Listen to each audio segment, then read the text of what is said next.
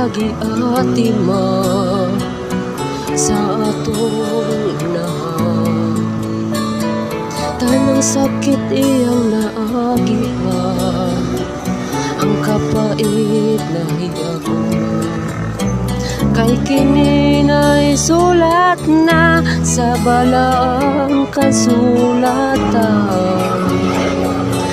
nga siya mag-aantos sulod sa siyang kabulan.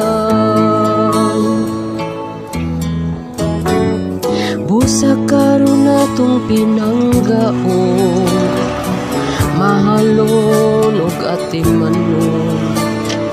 Kayang tanan niyang naagian, sa salapi di gyud kabayran.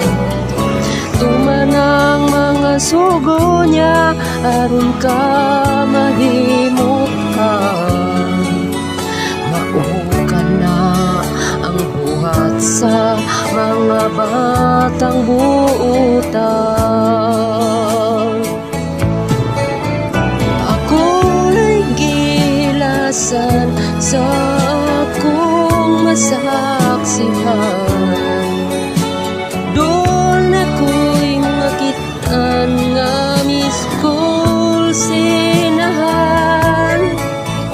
Karon siya nagantos sa tumang kapitos. Kaysa gabagayod siya karon nagantos.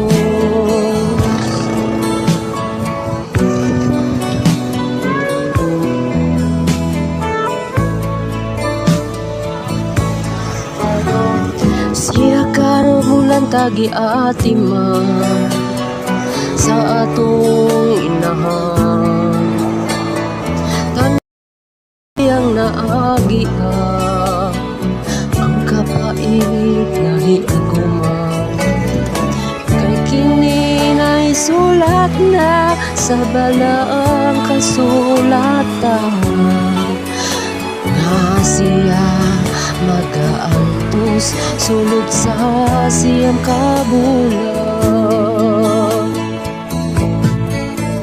Ako ra'y gihilasan sa akong masaksihan. Doon ako'y karitan ngan sukol sinahan. Karon siya nagantos sa tumang kapitos. Kaysa gabagayod siya karon nagantos. Kaysa gabagayod siya karon nagantos.